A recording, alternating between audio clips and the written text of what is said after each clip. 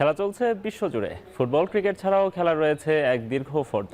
শুধু ফলাফল নয়, গত, আজ এবং আগামীর খেলাকে প্রেস বক্স থেকে আমরা দেখতে চাই ভিন্ন চোখে। সেই দেখাটাই দেখতে পাবেন এখন মাঠে। সঙ্গে আছে আমি নোমান আব্দুল্লাহ। শুরুতে এক নজরে দেখে নেব ক্রীড়াঙ্গনের গুরুত্বপূর্ণ খবরাখবর।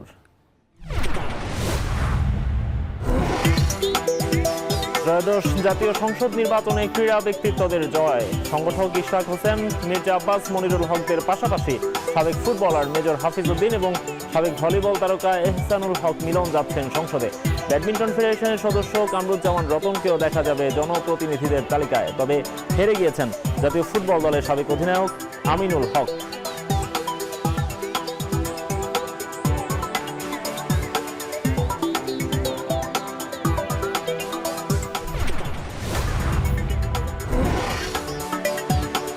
বিশ্বকাপে উত্তাপ ছড়াচ্ছে ভারত পাকিস্তান ম্যাচ। এরই মধ্যে বিক্রি হয়ে গেছে ম্যাচের সব টিকিট। 3 থেকে 4 গুণ দামে কালোবাজারিরা বিক্রি করছে টিকিট।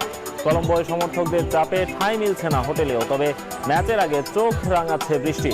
ম্যাচের দিন বিকেলে 50 থেকে 70% বৃষ্টির সম্ভাবনা বলে জানিয়েছে শ্রীলঙ্কার আবহাওয়া বিভাগ। পূর্ণাঙ্গ ম্যাচ মাঠে গড়ানো নিয়ে শঙ্কা। দর্শক, দেখছিলাম ক্রীড়াঙ্গনের আজকের দিনের গুরুত্বপূর্ণ খবরাখবর। আজকে এখন মাঠে আমাদের সঙ্গে আলোচনার জন্য আছেন বাংলাদেশ ক্রিকেট বোর্ডের সাবেক যুগ্ম সাধারণ সম্পাদক এবং ক্রীড়া সংগঠক রফিকুল ইসলাম বাবু। বাবু ভাই, আপনাকে স্বাগত জানাচ্ছি। বাবু ভাই, আজকে প্রকৃতিতে একটা পরিবর্তনের আভাস। বসন্তের প্রথম দিন আজকে। একই সঙ্গে বাংলাদেশেও একটা পরিবর্তনের আভাস মিলছে। বাংলাদেশে নতুন সরকার গঠিত হতে যাচ্ছে। সব মিলিয়ে বাংলাদেশের এই যে পরিবর্তনের বিষয়গুলো, বাংলাদেশের ক্রীড়াঙ্গনে এই হাওয়াটা কতটুকু লাগবে বা কেমন পরিবর্তন আপনারা প্রত্যাশা করছেন? ধন্যবাদ। অবশ্যই আমরা প্রথমেই ধন্যবাদ জানাচ্ছি বাংলাদেশ জাতীয়তাবাদী দলকে। তারা নিরঙ্কুশ সংখ্যাগরিষ্ঠতা নিয়ে নির্বাচিত হয়েছে। দেশের মানুষ সার্বভৌমত্বের প্রতীক, গণতন্ত্রের প্রতীক, উন্নয়নের প্রতীক বাংলাদেশ জাতীয়তাবাদী দলকে নির্বাচিত করেছে। এই জন্য দেশবাসীকে ধন্যবাদ জানাচ্ছি। আর এটার পাশাপাশি বাংলাদেশ জাতীয়তাবাদী দল ক্রীড়াঙ্গন নিয়ে অতি আপনার সব সময় খুব সিরিয়াসলি দেখেছে। কারণ আপনারা জানেন 2001 থেকে 2006-07 পর্যন্ত বাংলাদেশ জাতীয়তাবাদী দল ক্ষমতায় থাকাকালীন সময়, সেই সময় আমাদের ক্রিকেট অঙ্গনটা কীভাবে এগিয়েছিল, অর্থাৎ ক্রিকেটকে আমরা কোথায় নিয়ে গিয়েছিলাম, সেটার ধারাবাহিকতাই কিন্তু তারপরে অনেক বছর কিন্তু চলেছে। তারপরে কিছুটা ছন্দপতন হলেও এখন কিন্তু ক্রিকেটের একেবারে বেহাল অবস্থা। অর্থাৎ আমি বলবো যে গত 6ই অক্টোবর যে নির্বাচনটা হয়েছে, সেই নির্বাচনটা একেবারে অবৈধ পন্থায় হয়েছে, বিভিন্ন অনিয়মের ভিতরে হয়েছে। সুতরাং আমরা এই নতুন সরকারের কাছে চাই যে তারা যাতে এই অনিয়মগুলিকে দূর করে দেয়। কারণ বাংলাদেশ জাতীয়তাবাদী দল সবসময় কিন্তু নিয়মের ভিতরে থাকতে চায় এবং সঠিক পন্থায় যে নির্বাচনগুলি করতে চায়, এটার অতীতেও যেমন আমরা দেখেছি এবং ভবিষ্যতেও দেখতে পাবো। সুতরাং আমরা আশা করছি যে অনিয়মগুলি হয়েছে, সেই অনিয়মগুলির ফলেই কিন্তু আজকে ক্রিকেটের কি বেহাল অবস্থা আপনি দেখতে পাচ্ছেন। যে আমাদের ঘরোয়া ক্রিকেটের কি করুণ অবস্থা, সেখানে লিগ হচ্ছে না, অনেক দলকে বাদ দিয়ে দিচ্ছে, প্রিমিয়ার ডিভিশনের অনেক দল খেলবে না, নানান সমস্যার জর্জরিত। আর আরেকটি কথা মনে রাখতে হবে যে বাংলাদেশের এই যে ক্রিকেটের যে উত্থান হয়েছে, সেটা কিন্তু এই আমাদের ক্লাব, বিশেষ করে ক্লাবগুলি দিয়েই কিন্তু বাংলাদেশের ক্রিকেটটা আজকে এই পর্যায়ে এসছে। সেই ক্লাবগুলিকে বিগত বেশ 5ই আগস্টের পরে যারা বসেছিল বা বসে আছে বিসিবিতে, তারা কিন্তু হেয় প্রতিপন্ন করেছে, ক্লাবগুলিকে ইনসাল্ট করেছে, সংগঠকদের বিভিন্ন রকম অপমান করেছে। সুতরাং এই অনিয়ম এবং সর্বোপরি যে নির্বাচনকে কলুষিত করেছে, সব কিছু কাটিয়ে ইনশাল্লাহ বাংলাদেশ জাতীয়তাবাদী দল, আমি মনে করি যারা ক্রীড়াঙ্গনের সাথে থাকবে, ক্রীড়ামন্ত্রী হবে, তারা এই অনিয়মগুলি খতিয়ে দেখবে এবং সঠিক সিদ্ধান্ত নিতে ভুল করবে না। ভাই, ক্রীড়াঙ্গন বলতে তো শুধু ক্রিকেট না, ক্রিকেট ক্রীড়াঙ্গনেরই একটা পার্ট। আমরা দেখছি যে গত পরশুদিন যে নির্বাচনটা হয়েছে, সেখানে অনেক ক্রীড়া ব্যক্তিত্ব জয়লাভ করেছেন এবং সামগ্রিকভাবে পুরো ক্রীড়াঙ্গনেরই তো একটা পরিবর্তন হয়তো তারা প্রত্যাশা করছেন। আপনি অনেকদিন ধরে ক্রিকেট সংগঠক না, শুধু আপনি ক্রীড়া সংগঠক হিসেবে আমরা আপনাকে চিনি, তো সেই হিসেবে আপনি বলবেন যে আমাদেরকে পুরো ক্রীড়াঙ্গনটাকে আসলে কিভাবে কি ধরনের পরিবর্তন সেখানে দরকার? আপনি জানেন, একটি দেশকে একটি দেশ কিভাবে এগিয়েছে সেটা বোঝা যায় দেশের অর্থনৈতিক অবস্থা, দেশের যে মানে পারস্পরিক যে কিভাবে দেশ কাজ করছে, আমাদের এখানে কতটুকু কাজ করার স্বাধীনতা আছে, সব কিছু মিলে। এবং পাশাপাশি আমি বলবো যে আমাদের ক্রীড়াঙ্গন কতটুকু এগিয়েছে এটা দিয়ে কিন্তু বোঝা যায় যে কতটুকু আমাদের ছেলেরা এই ক্রীড়ামুখী হচ্ছে। এবং ক্রীড়াঙ্গন দিয়ে কিন্তু বিশ্বের দরবারে অনেক দেশ কিন্তু আজকে সুপরিচিতি লাভ করেছে, সেটার ব্যতিক্রম কিন্তু বাংলাদেশে নয়। সুতরাং আমাদের যে খেলাধুলা আছে, football, hockey, cricket, shooting, athletics, swimming, প্রত্যেকটি খেলাধুলায় কিন্তু আমাদের অনেক প্রতিভাবান ক্রিকেটার বা খেলোয়াড় আছে। সেই খেলোয়াড়দেরকে কিভাবে আমরা গাইড করব বা ফেডারেশনগুলিকে কিভাবে স্বচ্ছতার আওতায় আনতে হবে, সেগুলি নিয়ে কিন্তু এখন কাজ করার সময়। আমরা দেখেছি বিগত সময় কিন্তু গত ফ্যাসিস্ট সরকারের সময় কিন্তু ক্রীড়াঙ্গন কিন্তু ছিল একেবারে সরকারের নিয়ন্ত্রণে। সুতরাং এখানে ভালো সংগঠকরা কিন্তু আসার কোনো সুযোগ থাকতো না। তাদের মানে আদর্শে, তাদের মতাদর্শে যারা বিশ্বাসী তারাই কেবল থাকতো, তারা যোগ্য হোক আর অযোগ্য হোক সবাইকে ওখানে স্থান দিত। কিন্তু পরবর্তীতে 5ই আগস্টের পরে যে পরিবর্তন এসছে, বৈষম্য বিরোধী আন্দোলনের মধ্যে ছাত্র জনতারা যে আন্দোলন করেছে, সেটার ফলে যারা এসেছিল তারাও কিন্তু এটা থেকে খুব একটা যে বেরিয়েছে সেটা আমরা মনে করি না। কারণ হলো আমরা দেখেছি যে ক্রীড়াঙ্গনকে কিভাবে কলুষিত করেছে গত 1-1.5 বছর। সুতরাং সেটা থেকে বেরিয়ে আসার জন্য আমাদের এখানে ক্রীড়াঙ্গনের কিন্তু অতি পরিচিত মুখ অনেকেই কিন্তু নির্বাচিত হয়েছে, যারা এই ক্রীড়াঙ্গনকে এগিয়ে নেওয়ার জন্য, বাংলাদেশের ক্রীড়াঙ্গনকে এগিয়ে নেওয়ার জন্য অনস্বী ভূমিকা পালন করেছে। সুতরাং আমরা চাই যে সবাই এটার সাথে ইনভলভ থাকবে। আমরা ক্রীড়াঙ্গনকে কিন্তু তারপরেও রাজনীতির বাইরে রাখতে চাই। বর্তমান সরকারের মাননীয় চেয়ারপারসন যিনি ইনশাল্লাহ প্রধানমন্ত্রী হবেন, উনিও চান যে ক্রীড়াঙ্গনকে রাজনীতি মুক্ত রাখতে। সুতরাং এটা যদি আমরা করতে পারি সেই ক্ষেত্রে কিন্তু ক্রীড়াঙ্গন যে হারানো গৌরবটা সেটা আবার ফিরে আসবে ইনশাল্লাহ। এবং তাদের কিছু ভূমিকা রাখতে হবে যাতে আমাদের এখানে ক্রীড়াঙ্গন যে কলুষিত হচ্ছে সেই কলুষিত থেকে দাগটা যাতে মুছে যায়। বাবু ভাই, আপনি একজন নিখাত সংগঠক হিসেবে আপনার কাছে আমার একটা প্রশ্ন, যে সবাই এই কথাটা বলেন যে ক্রীড়াঙ্গনকে আমরা রাজনীতি মুক্ত রাখতে চাই, এবং রাজনীতিবিদরাও এই কথাটাই বলেন যে আমরা রাজনীতি মুক্ত রাখতে চাই, কিন্তু আমরা সব ফেডারেশনেই দেখি হচ্ছে রাজনীতিবিদরা বসে আছেন শীর্ষ আসনগুলোতে। এবং ক্রিকেট ফুটবলে তো সেটা অনেক বেশি, ফুটবলে হয়তো সরাসরি হস্তক্ষেপ করার সুযোগ থাকে না, তারপরে যে সরকার আসেন সেই সরকারেরই পক্ষের লোকজনকে আমরা দেখি ফুটবলে। তো সবাই এই কথাটা বলেন যে রাজনীতি মুক্ত আমরা রাখতে চাই, কিন্তু রাজনৈতিক লোকজনই যদি সেখানে বসেন তাহলে কি রাজনীতি মুক্ত রাখা হলো কিনা? আমি একটি কথা বলতে চাই, এখানে কোনো বাধা ধরার নিয়ম নেই যে রাজনীতি করলেই সে ক্রীড়া সংগঠক হতে পারবে না, এই ধরনের কোনো কিন্তু নিয়ম নেই। সুতরাং আমাদের এখানে কিন্তু অনেক রাজনীতিবিদ আছেন যারা অনেক ভালো সংগঠক, যারা নিরপেক্ষভাবে খেলাধুলা পরিচালনা করে বোর্ডে আসতে চায়। তারা কিন্তু অতীতে আমরা দেখেছেন, আপনি 2001 থেকে 6 পর্যন্ত বা 7 পর্যন্ত আপনি দেখেন বোর্ডে কারা ছিল, অনেকেই কিন্তু ছিল, অনেক ভালো ভালো ক্রীড়া সংগঠক ছিল। সুতরাং সব ক্ষেত্রে কিন্তু সব ফেডারেশনেই। তো আমরা চাই যে এখানে যারা খেলাধুলার সাথে বেশি মাত্রায় জড়িত, যাদের দিয়ে আমাদের ক্রীড়াঙ্গন আরও এগিয়ে যাবে, তারা এটা সম্পৃক্ত থাকুক। সে রাজনৈতিক ব্যক্তিত্ব হতে পারে, কারণ তার তো ক্রীড়া সংগঠক হওয়ার মানে এটা কোনো বাধা নয়, এটা হতেই পারে। এইরকম অনেকেই আছে যারা ভালো ক্রীড়া সংগঠক এবং পাশাপাশি রাজনীতি করে, এটা হতে পারে, এটা ব্যতিক্রম কিছু নয়। তবে তাদের অ্যাক্টিভিটিজই বলে দিবে তারা কতটুকু রাজনৈতিক মুক্ত না হস্তক্ষেপ করছে। সেটাই, অনেক খেলোয়াড়ও রাজনীতিতে এসেছেন এবং তারা নির্বাচিত হয়েছেন, এবং তারাই হয়তো ক্রীড়াঙ্গনকেও সামলাবেন বা দেখবেন। আমরা আশা করব তাদের হাত ধরে পরিবর্তনটা আসবে। আমরা আপনার সঙ্গে একটু আলোচনা করতে চাইবো, এই যে 1 থেকে 6-7 আলাপ আপনি করছিলেন, সেই সরকারটাই আবারও ক্ষমতায় এসছে, আবারও দেশকে শাসন করবেন সামনে। আপনারা তখন তাদের সঙ্গে কাজ করেছেন, এই সরকার আসলে কতটা ক্রীড়া বান্ধব, আপনারা তাদেরকে কিভাবে দেখেন? ডেফিনেটলি আপনি দেখেন, আপনি যদি একটু ইতিহাস ঘাটেন তাহলে দেখতে পারবেন যে 1975 সালের পরে শহীদ প্রেসিডেন্ট জিয়া রহমান যখন প্রেসিডেন্ট হন এবং দেশের দায়িত্বভার গ্রহণ করেন, ক্রাইসিস মোমেন্টে উনি দায়িত্বভার গ্রহণ করেছিলেন এবং দেশকে শুধু স্বাবলম্বী নয়, গণতন্ত্রের ফিরিয়ে আনার ক্ষেত্রে, বহুদলীয় রাজনীতি ফিরিয়ে আনার ক্ষেত্রে দেশকে স্বাবলম্বী করেছিলেন। দেশকে কোথায় নিয়ে গেছিলেন? তখন বিশ্বের দরবারে একটি প্রতিষ্ঠিত দেশ হিসেবে সে মানে তখন কিন্তু প্রতিষ্ঠা লাভ করেছিল। এবং খেলাধুলা কিন্তু তখন যত রকম ভালো ভালো খেলা তখন কিন্তু এগুলি এসেছিল। আমি একটি এক্সাম্পল না দিলেই নয়, আপনি 1977 সালের মানে 76-এর শেষের দিকে আমাদের জাতীয় দলের সমস্ত ক্রিকেটাররা যারা খেলতো তারা কিন্তু একটু শঙ্কিত হয়ে গেছিল যে ক্রিকেট খেলাটা বাংলাদেশে থাকবে কিনা। আমি ক্রিকেটের লোক, সেজন্য ক্রিকেটটা, অন্যান্য খেলার ক্ষেত্রে একই অবস্থা কিন্তু। এবং তখন কিন্তু তারা শহীদ প্রেসিডেন্ট জিয়া রহমান সাহেবের কাছে গিয়েছিলেন এবং বলেছিলেন যে আমাদের ক্রিকেট কি থাকবে, বা আমরা কি বিশ্ব দরবারে কি আমরা যে খেলাধুলা করি, ক্রিকেট খেলি, সেটা কি পরিচিতি লাভ করবে কি না। উনি স্ট্রেট বলেছিলেন যে ইনশাল্লাহ আমাদের ক্রিকেট খেলা থাকবে এবং ক্রিকেট বিশ্বের দরবারে প্রতিষ্ঠিত হবে। এবং তিনি তখন কিন্তু এমসিসিকে আমন্ত্রণ জানিয়েছিলেন। জি। এবং আমি যতটুকু আমার মনে পড়ে 7ই জানুয়ারি 1977 সালে প্রথম 3 দিনের একটি বেসরকারি টেস্ট ম্যাচ হয়েছিল, সেটা দিয়েই কিন্তু বাংলাদেশের আন্তর্জাতিক অঙ্গনে ক্রিকেট পরিচিতি লাভ করে এবং জানে যে বাংলাদেশের ছেলেরা অনেক ভালো খেলে।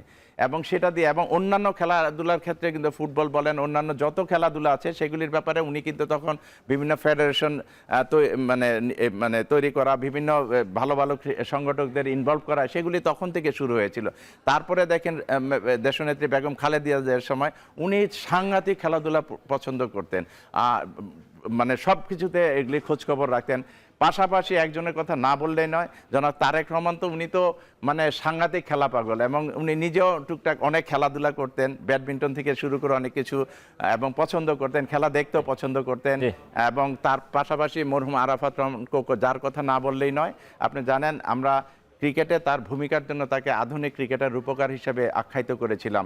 এবং বাংলাদেশের ক্রিকেটার যত ক্রিকেটার আছে, যত রকম মানে মানে আপনি দেখেন প্রাক্তন ক্রিকেটার, ভবিষ্যতে যারা জুনিয়র ক্রিকেটার আছে, সবাই কিন্তু এক বাক্যে বলবে যে উনি যে, বা ক্রীড়া সংগঠক যারা আছে, উনি যে ভূমিকা রেখেছিলেন ক্রিকেটকে এগিয়ে নেওয়ার জন্য, সেটা অনস্বীকার্য। এবং উনি ওনার সময় কিন্তু এই যে পাইপলাইনে ক্রিকেটার তৈরি করা, বিভিন্ন ফ্যাসিলিটিস থেকে শুরু করে যত রকম ক্রিকেটারদের সুবিধা দেওয়া, ভালো ভালো খেলোয়াড়দের ক্রিকেট বোর্ডে ইনভলভ করা, সব কিন্তু উনি করেছিলেন। একটি এক্সাম্পল না দিলেই নয়, এই যে ঢাকা স্টেডিয়ামে ফুটবল খেলা হতো, হকি হতো, ক্রিকেট হতো, সব ধরনের খেলা হতো। এবং যখন ক্রিকেট হতো, ক্রিকেটে জানেন অনেক সময় লাগে মাঠ তৈরি করতে, পিচ তৈরি করতে। সুতরাং এই ফুটবল ফেডারেশন এবং অ্যাথলেটিক ফেডারেশন ছিলেন তখন ওইখানে, তারা বলেছিল যে একটি মাঠের জন্য আমাদের খেলাগুলি হারিয়ে যাচ্ছে। তখন জনাব আরাফাত রহমান কোকো কিন্তু একটি সিদ্ধান্ত নিতে ভুল করেননি। উনি মিরপুর স্টেডিয়ামকে ইন্টারন্যাশনাল স্টেডিয়াম করেছেন, শেরেবাংলা জাতীয় স্টেডিয়াম। এবং তখন কিন্তু নিন্দুকেরা অনেক সমালোচনা করেছিলেন যে এটা সম্ভব নয়, কিন্তু উনি দেখিয়ে দিয়েছেন যে কিভাবে একটি স্টেডিয়ামকে তৈরি করা যায়, এবং এশিয়ার ভিতরে অন্যতম সেরা স্টেডিয়াম এটা। তারপর আরেকটি জিনিস উপলব্ধি করেছিলেন, যে সেটা হলো দেশের প্রত্যন্ত অঞ্চলে যে ক্রিকেটাররা আছে তারা অফ সিজনে কি করবে। অফ সিজনে খেলাধুলা এমন জিনিস যে সারা বছর যদি অনুশীলন না করেন তার কিন্তু পারফরমেন্স ধরে রাখা সম্ভব নয়। উনি ইনডোর প্র্যাকটিস ফ্যাসিলিটিস অনেক তৈরি করে দিয়েছিলেন। দেশের বিভিন্ন জায়গায় কিন্তু বিভিন্ন প্র্যাকটিস মাঠ, তারপর স্টেডিয়াম তৈরি করা, এগুলি করে কিন্তু বাংলাদেশের ক্রিকেটকে কোথায় নিয়ে গেছে না, পাশাপাশি ফুটবল অন্যান্য খেলাও কিন্তু সমান তালে এগিয়েছে। সুতরাং এটাতে বোঝা যায় যে আমাদের এই সরকার কতটা জিয়া পরিবার কিভাবে ক্রিকেটে ইনভলভ ছিলেন। রাইট বাবু ভাই, আমরা আপনার সঙ্গে এইসব বিষয় নিয়ে আরো আলোচনা করবো, আরো অনেক হিস্ট্রি শুনবো। তার আগে ছোট্ট একটা বিরতির সময় হয়ে গেছে, একটু বিরতি থেকে ফিরে আসবো। দেখছেন এখন মাঠে নিচে একটু বিরতি, ফিরছি একটু পরেই।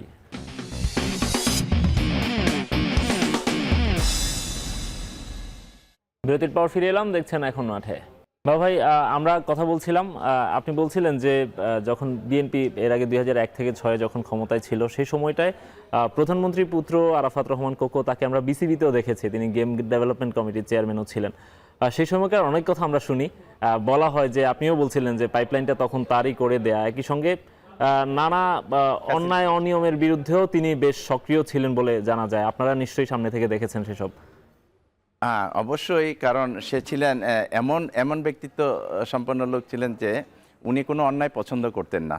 এখন আমাদের বোর্ডে তো অনেক রকমের লোকই থাকতে পারে, ওনার চোখে বা ওনার নজরে যদি কখনো কোনো কেউ অন্যায় করেছে, এটা এসছে, উনি সাথে সাথে তাকে বের করে দিতেন।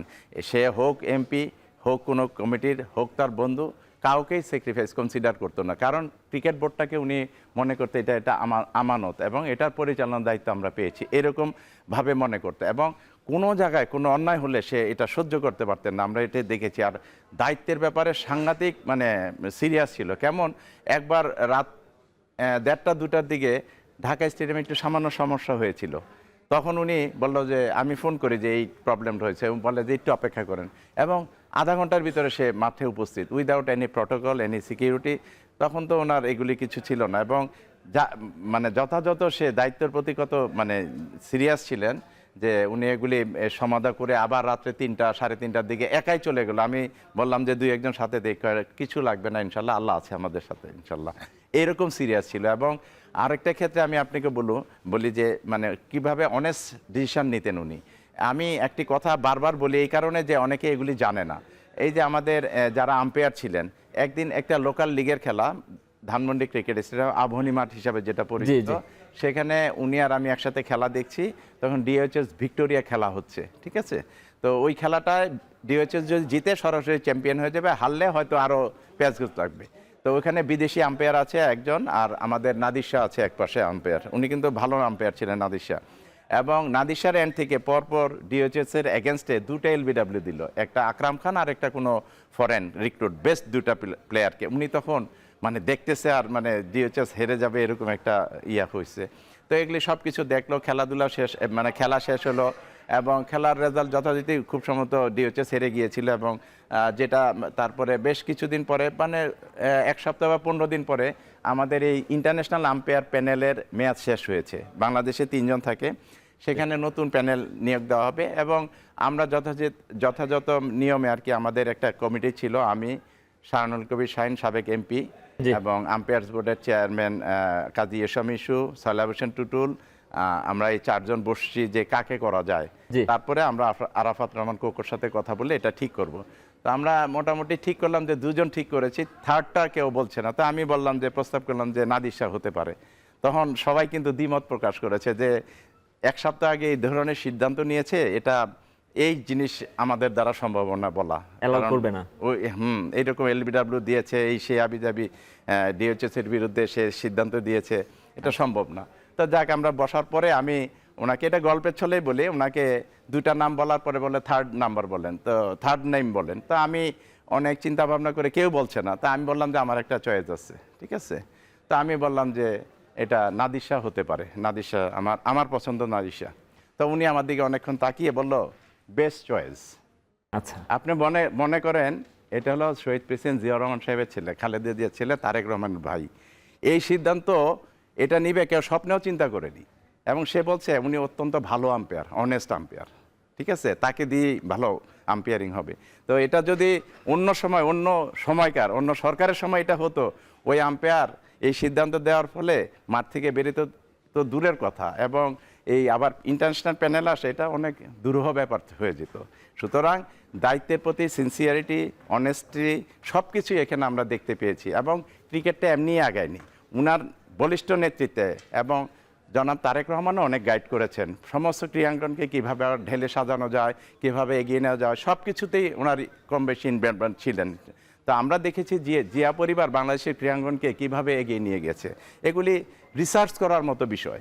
আমরা এগুলি যদি রিসার্চ করি আরও সুন্দর সুন্দর তথ্য পাবো ইনশাল্লাহ। বাবা ভাই, এই যে এই এত সুন্দরভাবে আপনি বলছেন যে দুর্নীতির বিরুদ্ধে বা অনিয়মের বিরুদ্ধে তারা এতটা সক্রিয় ছিলেন বা এরকম অনেস্ট ডিসিশন তারা নিয়েছেন, সেখান থেকেই ক্রিকেটটা আবার পেছনের দিকে হাঁটা শুরু করলো। সেখান থেকে আমরা দেখলাম বিগত সরকারের আমলে বা যেভাবে হলো, আপনারা ওই সময়টাতে আপনারা কি ধরনের ভূমিকা নিয়েছিলেন, আমরা বা কি করেছেন, সেসব নিয়ে আমরা আরো আলোচনা করব। তার আগে ছোট্ট একটা বিরতি নিতে হবে। এখন মাঠে নিচ্ছে আরো একটা বিরতি, ফিরছি একটু পরেই।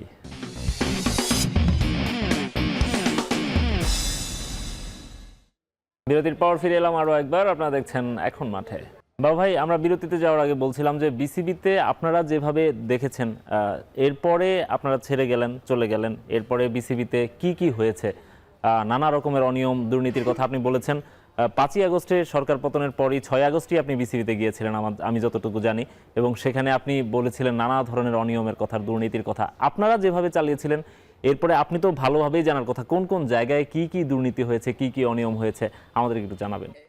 সমস্ত জিনিসই দেখেন, আমরা বোর্ডে থেকে আমাদেরকে জানেন তো রিজাইন দেওয়া বাই ফোর্স, আমাদেরকে রেজিগনেশন লেটার দেওয়া, মানে আমরা দিতে হয়েছিল আপনাদেরকে। হ্যাঁ, দিতে হয়েছিল, আমরা বাধ্য হয়েছিলাম। এবং তারপরে যে নির্বাচিত বোর্ড ছিল, তারপরে গত 15 বছর বা 17 বছর আমরা দেখেছি যে একটাও সঠিক পন্থায় নির্বাচন হয়নি। এবং যে সমস্ত দুর্নীতির কথা আমরা পত্রপত্রিকায় দেখেছি এবং দুদকের রিপোর্টে দেখেছি, সেটা একেবারে ভয়াবহ জিনিস। তো এগুলি তো আমরা আশা করি না। ক্রীড়াঙ্গনটা থাকবে সুন্দর, স্বচ্ছ এবং ভালোভাবে চলবে।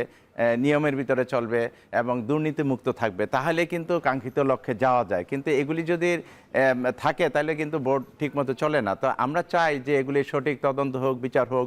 এবং ভাই আমাদেরকে ঢালাও ভাবে না বলে একটু যদি স্পেসিফিক বলতেন ঠিক কোন কোন জায়গাগুলোতে হচ্ছে আপনারা এই অনিয়মগুলো দেখেন। আমি যতটুকু দুদকের রিপোর্টটা আমরা দেখেছি, পত্রিকায় দেখেছি, সর্বক্ষেত্রে দুর্নীতি ছিল।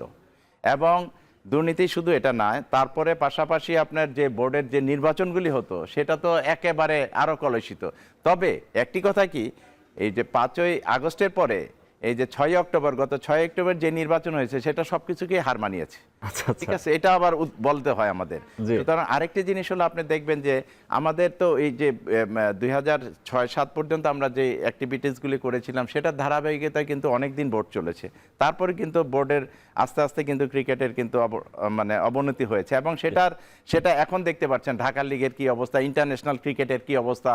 এখন যারা আছে তাদের ভিতরে নো চেইন অফ কমান্ড, এক একজন এক এক কথা বলে, তাদের ভিতরে মানে ঝগড়াঝাটি হয় বিভিন্ন ইস্যু নিয়ে।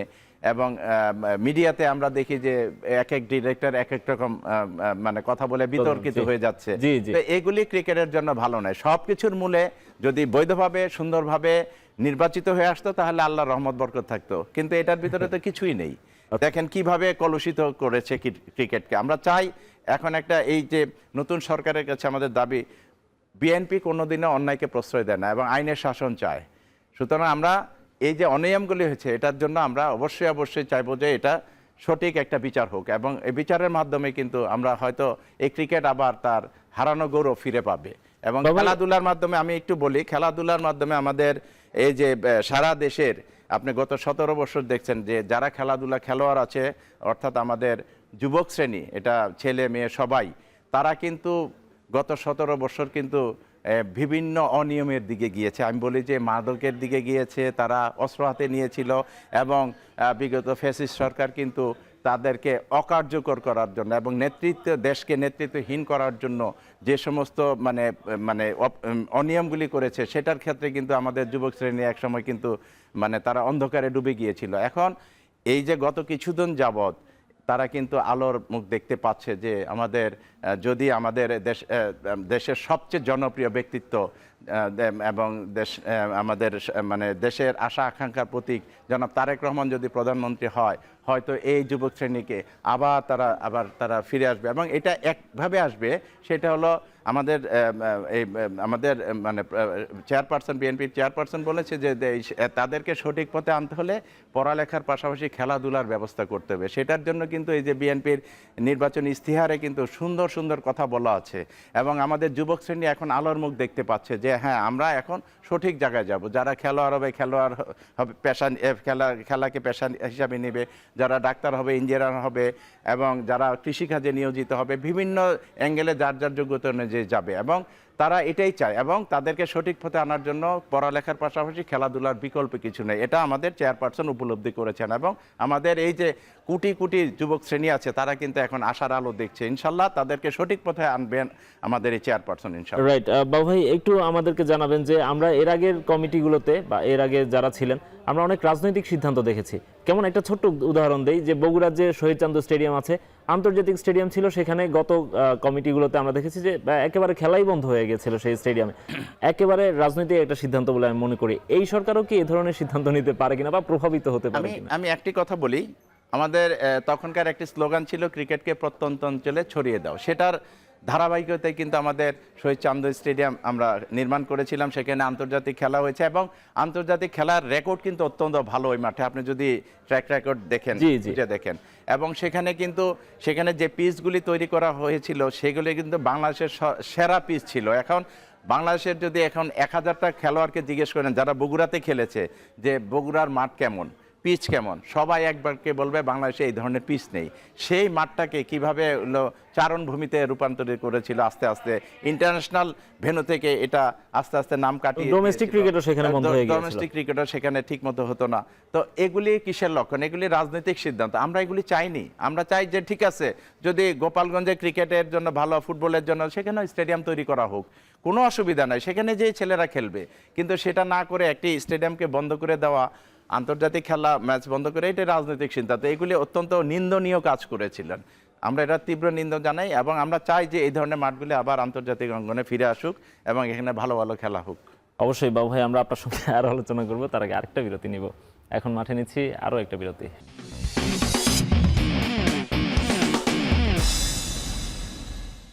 বিরতির পর ফিরে এলাম আরো একবার। আপনারা দেখছেন এখন মাঠে। বাবু ভাই, আমরা অনেকগুলো বিষয় নিয়েই আলাপ করছিলাম। বর্তমান কমিটিটা নিয়েও আপনি একটু বলছিলেন যে এবার যেভাবে ইলেকশন হয়েছে সেটি আগে সব কিছুকে হার মানিয়েছে।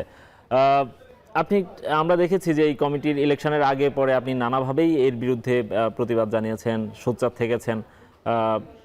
এখন যে কমিটিটা আছে এদের আসলে ভবিষ্যৎটা কি, বা এরা কোন দিকে যাচ্ছে? আমি একটি কথা বলি যে আমরা তো আমাদের আসার কথা বলেছিলাম যে 5ই আগস্টের পরে যা নির্বাচন হবে এটা এক্সাম্পল হিসাবে থাকবে, বাট ওটার প্রতিফলন আমরা তো দেখতে পাইনি। গত 6 অক্টোবর একটা অবৈধ এবং হস্তক্ষেপযুক্ত একটা ইলেকশন হয়েছে, যেটা ক্রীড়াঙ্গনের এবং সারা দেশের মানুষ কিন্তু কেউই মানতে পারছে না। তো এটার এই বোর্ডের এগেনস্টে কিন্তু আদালতে বিচারাধীন আছে একটি কেস, একটি বা দুটি। তো ইনশাল্লাহ আমরা চাই যে এখন নতুন সরকার আসবে এবং আপনারা জানেন বাংলাদেশ জাতীয়তাবাদী দল আইনের শাসনে বিশ্বাসী, বিচার বিভাগকে আবার আগের জায়গায় ফিরিয়ে আনা এখন প্রধান কাজ। সুতরাং এখানে আমরা চাই ন্যায় বিচার এবং আমরা আশা করছি যে বিচারের মাধ্যমেই এই বোর্ডের ভবিষ্যৎ নির্ভর করছে, বিচার বিভাগের মাধ্যমে। এবং আমি ডেফিনেটলি শিওর যে এটার ব্যাপারে কিন্তু সবাই অবগত, প্রত্যেকটা ক্রীড়া সংগঠক, প্রত্যেকটা মানে আমাদের ব্যারিস্টার থেকে শুরু করে যারা প্রত্যেকেই কিন্তু এটার অবগত আছেন যে এটা কি প্রক্রিয়া নির্বাচন হয়েছে। সুতরাং আমরা আশা করি ন্যায় বিচার, এবং ন্যায় বিচারটা কিন্তু আমরা বাংলাদেশ জাতীয়তাবাদী দলের যারা নেতৃত্বে আসবেন তাদের কাছে আশা করছি, এবং এটার ব্যতিক্রম হবে না ইনশাল্লাহ। কারণ আমরা কোনো অন্যায়কে প্রশ্রয় দিব না, ন্যায়কে আমরা প্রতিষ্ঠা করব, এটাই আমাদের লক্ষ্য হওয়া উচিত এবং এটাই হবে ইনশাল্লাহ। যদি সেটাই হয়, সেক্ষেত্রে ক্রিকেট বোর্ডে আপনারা কি ধরনের প্রশাসন বা কি ধরনের প্রশাসক চান, মানে কাদেরকে আপনারা ক্রিকেট বোর্ডের দায়িত্বে দেখতে চান? ডেফিনেটলি এখানে যারা যোগ্য আছে, যারা অতীতে অনেক এক্সপিরিয়েন্সড অনেক সংগঠক আছে, যারা এই অনিয়ম দেখে বা এইসব নিয়ম বহির্ভূত কাজ দেখে অনেকে ইনভলভ হতে চাচ্ছে না। ইনশাল্লাহ যদি আইনের শাসন দেখে, সঠিক বিচার ব্যবস্থা দেখে এবং সঠিকভাবে যে দেশ পরিচালিত হয়, সবাই ফিরে আসবে এবং আমরা আশাবাদী যে সবাই আবার ফিরে আসবে এবং এই দেশের ক্রীড়াঙ্গনের দায়িত্ব নিবে, ক্রিকেটের দায়িত্ব নিবে। এবং এটার অপেক্ষায় কিন্তু অনেকেই আছে। এতদিন তারা অনেক কিছু বলতে পারতো না, আপনারা জানেন অতীতে অনেক কিছুই বলা যেত না, শুধু মুখ বুজে সহ্য করতে হতো, এরকমও গেছে। যদিও আমরা মিডিয়াতে অনেক সোচ্চার ছিলাম, বলেছি অনেক কথা, অনিয়ম ধরে দিয়েছি, কিন্তু এখন আমরা আশা করছি যে এই যেহেতু বোর্ড এবং একটি স্বচ্ছ নির্বাচন প্রক্রিয়া, বাংলাদেশ জাতীয়তাবাদী দল সঠিক নির্বাচন চায় এবং সঠিক নির্বাচনটার জন্য অপেক্ষা করছিল এত বৎসর। সুতরাং এখন একটি সঠিক নির্বাচনের মাধ্যমে যারা এসছেন তারা সঠিক সিদ্ধান্ত নিতে ভুল করবেন না ইনশাল্লাহ। বাবু ভাই, আরেকটা বিষয় হচ্ছে এই যে বর্তমান যে কমিটিটা আছে এদেরকে আপনারা অবৈধ বলছেন, হস্তক্ষেপযুক্ত নির্বাচন বলছেন। তারপরে আমরা দেখলাম যে আপনাদের অধীনেই বেশ কিছু ক্লাব হচ্ছে, যে টুর্নামেন্টগুলো হচ্ছে, ফার্স্ট ডিভিশন টুর্নামেন্ট হলো, আমরা দেখলাম যে বেশ কিছু ক্লাব হচ্ছে সেখান থেকে নিজেদের নাম প্রত্যাহার করলো, বয়কট করলো টুর্নামেন্ট। ক্রিকেটে এক ধরনের একটা অস্থিরতা তৈরি হলো। আপনি কি এটাকে জাস্টিফাই করতে পারেন? আসলে দেখেন, কোনো কিছু আমি আগেই বলেছি যে কোনো অবৈধ বোর্ডকে আমরা বৈধতা দিব না, এটা একটা প্রতিবাদ, এটাই হওয়া উচিত। আমরা তো এখনো সময় আছে, যদি বৈধ প্রক্রিয়া সব ঠিকঠাক থাকে, খেলা হবে, খেলার জায়গায় খেলা হবে, এটা আমরা চাই। তবে অবৈধভাবে কিছু হোক, অবৈধ কর্মকর্তাকে, অবৈধ বোর্ড পরিচালকদের বৈধতা দেওয়া, এটা আমাদের দায়িত্ব না। আর পর্যায়ক্রমে তারা কিন্তু এই ক্লাবগুলিকে অস্বীকার করেছে, তাদেরকে ইনসাল্ট করেছে, যেটার ফলস্বরূপ কিন্তু এই ভালো ভালো ক্লাব যেগুলো মোহামেডান, আবাহনী থেকে শুরু করে প্রিমিয়ার ডিভিশনের 12টার ভিতরে 9টি ক্লাবই কিন্তু বলেছে যে এই বোর্ডের অধীনে আমরা খেলবো না। First division, second division, third division সবাই। সুতরাং আমরা চাই একটা স্বচ্ছতা।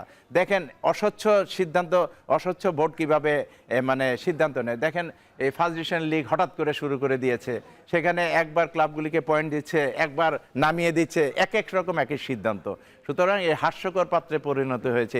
এবং ক্রিকেটের কি অবস্থা আজকে, কোথায় গিয়েছে আমাদের ডোমেস্টিক লিগ, কোথায় গিয়েছে আমাদের ইন্টারন্যাশনাল খেলাগুলি। বিশ্বকাপ থেকে আমরা কিভাবে মানে আমরা নাম সরিয়ে নিলাম। এটা আইসিসির ইভেন্ট, আইসিসির মাধ্যমে এটা মানে সমাধা করলে হয়তো একটি সুন্দর সমাধা হতো, কিন্তু আমরা সরাসরি অনেক সিদ্ধান্ত নিয়ে পুরা বিশ্বকাপ থেকে আমরা ছিটকে পড়লাম। পাকিস্তানের জায়গায় খেলতে সবাই আমাদেরকে ব্যবহার করছে। সুতরাং আমাদের দেশ, আমাদের ভালোটা আমাদেরই দেখতে হবে, আমাদের খেলাধুলাকে এগিয়ে নেওয়ার জন্য আমাদেরই দেখতে হবে, কিন্তু কোনো অবৈধ জিনিসকে আমরা বৈধতা দিব না, আমরা সঠিকভাবে থাকি। এর মাধ্যমে অনেকগুলো ক্রিকেটারের ক্যারিয়ার হুমকির মুখে পড়ে গেছে। বাবু ভাই, আমি যেটা বুঝাতে চাচ্ছি যে ধরেন আপনারা ক্লাব থেকে আপনারা একটা ডিসিশন নিয়েছেন, কমিটির ব্যাপার, সংগঠকদের ব্যাপার, বোর্ডের ব্যাপার, কিন্তু অনেকগুলো ক্রিকেটার যারা ক্রিকেটটাই শুধুমাত্র খেলেন, ক্রিকেটটাই তাদের ক্যারিয়ার, ক্রিকেটটাই রুজি, তাদের যখন ক্যারিয়ারটা হুমকির মুখে পড়ে যায়, আপনারা সংগঠক হিসেবে নিশ্চয়ই তাদের কথাও আপনারা ভাবেন। আমি একটি কথা বলি যে অবশ্যই যারা খেলেনি তারা কিন্তু বিভিন্ন ক্লাব থেকে কিছুটা হলে সহায়তা পেয়েছে, মানে এটা খুবই কম সংখ্যায় এটা নিয়েছে সবাই কম বেশি নিয়েছে, এবং এটা এই টাকা পয়সা রুজির ব্যাপারটা এখানে মেইন না, মুখ্য বিষয় হলো খেলাধুলাটা।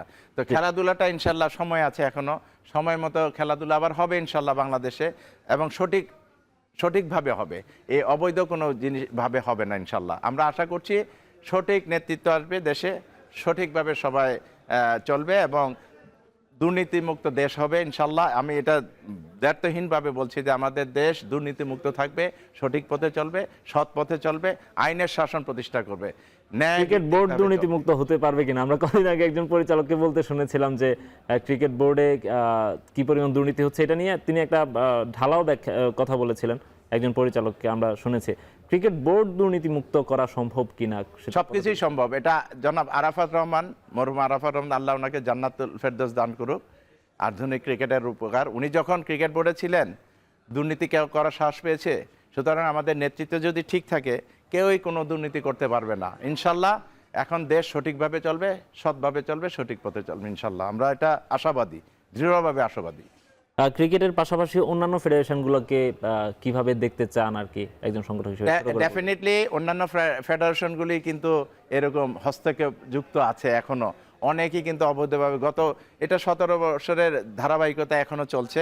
সুতরাং সেগুলি কিন্তু পরিবর্তন আসবে এবং যোগ্য সংগঠকরা আসবে ইনশাল্লাহ। এবং আমি এটা বলতে পারি যারা সৎভাবে চালাবে, যারা সঠিক পথে চলবে, ন্যায়ভাবে চলবে, তারাই এখানে আসবে এবং যোগ্য দক্ষ সংগঠকরা এখানে ইনভলভ হবে। আমরাও সেটাই আশা করব। বাংলাদেশের ক্রীড়াঙ্গনকে যারা সবসময় আমরা শুনে এসেছি যে রাজনীতি মুক্ত করা হবে, আমরা আশা করব যে সত্যিকার অর্থেই রাজনীতি মুক্ত থাকবে বাংলাদেশের ক্রীড়াঙ্গন, এবং বাংলাদেশের ক্রীড়াঙ্গনের সুবাতাস বইবে। বাংলাদেশের ক্রীড়াঙ্গন বাংলাদেশকে সারা পৃথিবীতে প্রতিনিধিত্ব করবে, সেটা আমরা সবাই আশা করব। আপনাকে অসংখ্য ধন্যবাদ। আপনাকে ধন্যবাদ।